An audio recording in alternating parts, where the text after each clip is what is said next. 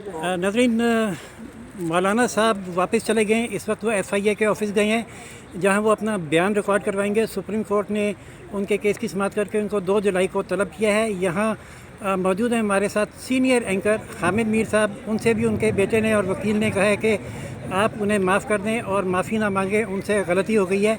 हम जानते हैं हामिद मीर साहब से कि उनसे क्यों माफ़ी मांगी गई, उनकी क्या इन्वॉल्वमेंट है इसमें। जी मीर साहब, क्या सूरत हाल है? राशिद हबीब साहब, मेरी इसमें कोई इन्वॉल्वमेंट नहीं है। एक्चुअली उस वीडियो में मेरी तस्वीर है, मोहम्मद मालिक साहब की तस्वीर है, और उसमें हमें भी मिलाइन किया गया, जैसा कि जस्टिस एजाजुल हसन साहब ने आज कोर्ट में कहा है कि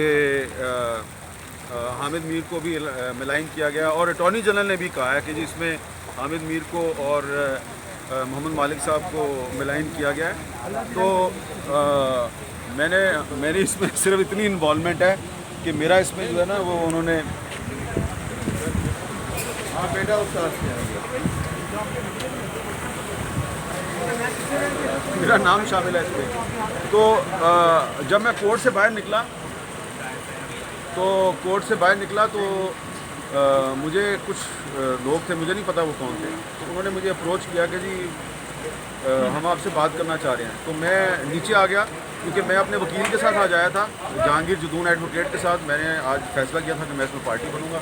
तो लेकिन जब कोर्ट का ऑर्डर हो गया तो फिर मैं उसकी कॉपी हम लेना चाह रहे थे, ताकि कॉपी लेके हम पार्टी बने। तो जब मैं ये नीचे आया हूँ तो जो मौलवी साहब हैं, इनका जो वकील है उसने मुझसे कांटेक्ट किया, और फिर इनका बेटा मेरे पास आ गया, और इनका जो बेटा है उसने कहा जी हम आपसे माफ़ी मांगते हैं। तो मैंने उनसे कहा कि आप मेरे से माफ़ी मांग रहे हैं, लेकिन आप मुझे ये तो बताएं ना कि ये आपके वालिद साहब की जो वीडियो है इसको एडिट किसने किया है और सोशल मीडिया पे पोस्ट किसने किया है।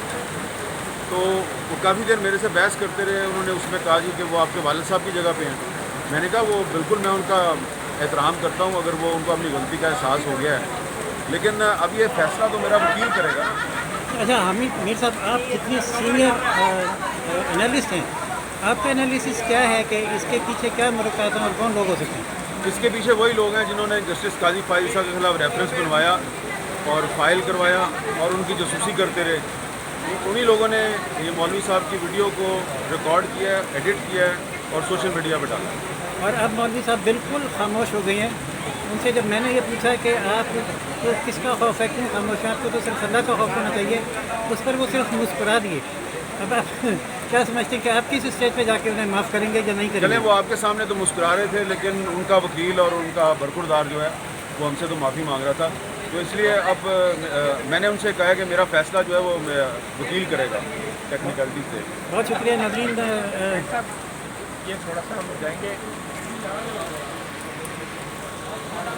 हामिद मीर साहब का कहना था कि उनसे भी माफ़ी मांगी है उन्होंने, मौलाना साहब ने, लेकिन वो कब माफ़ करेंगे ये फ़ैसला उनका वकील करेगा। और हामिद मीर साहब जो इंतहाई सीनियर एंकर हैं और तजज़ियाकार हैं, उनकी राय यह है कि इस सारे मामले के पीछे वही लोग हैं जो जस्टिस काजी फ़ाइज़ ईसा के भी पीछे हैं।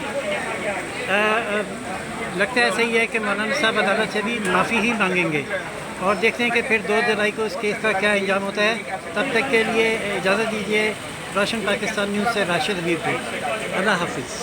चैनल लाइक, सब्सक्राइब और शेयर करना ना भूलिए। अगली डेट भी आपको फौरी तौर पर बेल का आइकन दबाएंगे तो मिल जाएगी।